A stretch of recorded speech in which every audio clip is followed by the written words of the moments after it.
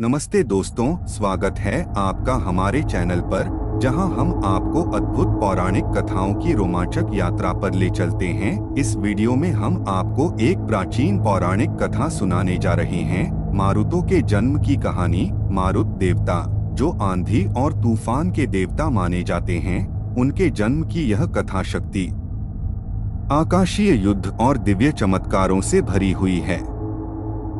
यह कहानी रुद्र, आंधी के देवता, और उनकी पत्नी प्रजापति की पुत्री दिति के पुत्रों की है, जिनका जन्म एक कठिन परिस्थिति में हुआ। मारुत देवताओं का जन्म वैदिक काल की सबसे रोमांचक और रहस्यमयी कहानियों में से एक है, जो देवताओं के संघर्ष और शक्ति का प्रतीक है। इस रोमांचक पौराणिक कथा में जानेंगे कि कैसे मारुतों का जन्म हुआ और उन्होंने देवताओं के युद्ध में अपनी अद्वितीय भूमिका निभाई। साथ ही इस कथा के माध्यम से हम यह भी जानेंगे कि मारुतों की उपस्थिति किस प्रकार प्रकृति की अजेय शक्ति और संतुलन को दर्शाती है।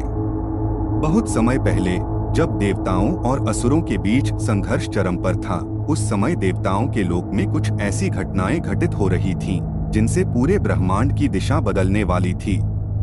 यह कहानी है आकाश और आंधी के देवता रुद्र और उनकी पत्नी दिति की। दिति प्रजापति की पुत्री थीं, जो अत्यंत शक्तिशाली और ज्ञानी थीं।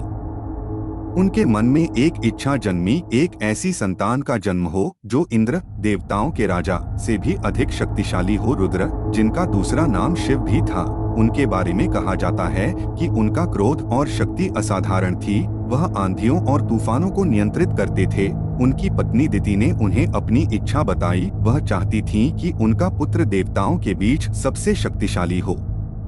रुद्र ने दिति की इस इच्छा का सम्मान किया और कहा, यदि तुम गहन तपस्या करोगी तो तुम्हारे गर्भ से जन्म लेने वाला पुत्र अवश्य ही महान होगा। दिति ने कठिन तपस्या प्रारंभ कर दी।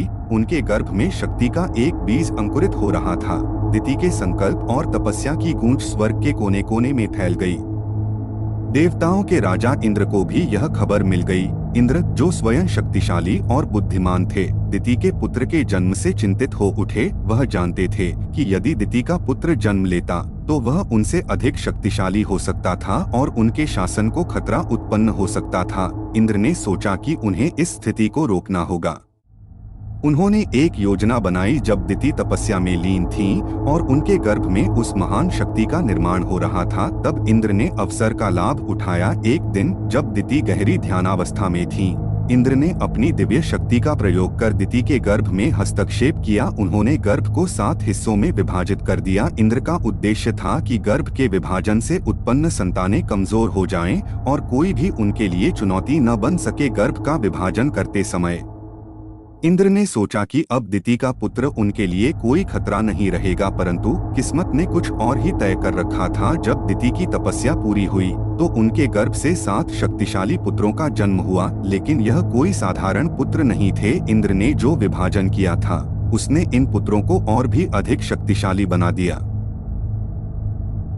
ये 7 पुत्र, जो बाद में मारुत कहलाए, आंधी और तूफान के देवता बने। मारुत देवता हवा, तूफान और आकाश के योद्धा थे। उनके शरीर में वायु की गति और आंधी की शक्ति समाहित थी। वे आकाश में गरजते हुए बादलों की तरह प्रकट होते और धरती पर विनाशकारी तूफान ला सकते थे। इनकी शक्ति इतनी प्रचंड थी कि इंद्र, जो पहले इन्हें कमजोर समझ रहे थे, अब उनकी शक्ति से भयभीत हो गए। इंद्र ने मारुतों से मित्रता की और उन्हें देवताओं की सेना में शामिल किया। जब भी देवताओं और असुरों के बीच युद्ध होता, मारुत देवता आंधी की तरह आकर युद्ध का रुख पलट देते। उनकी 49 सदस्यों वाली सेना इतनी तेज गति से चलती कि वे क्षण भर में आकाश से धरती तक का सफर तय कर सकते थे। मारुत देवता न केवल विनाश के प्रतीक थे, बल्कि प्रकृति का संतुलन बनाए रखने वाले शक्तिशाली देवता भी थे। आंधी और तूफान, जो पहले विनाशकारी माने जाते थे, अब मारुतों की शक्ति से संतुलन और बदलाव का प्रतीक बन गए थे।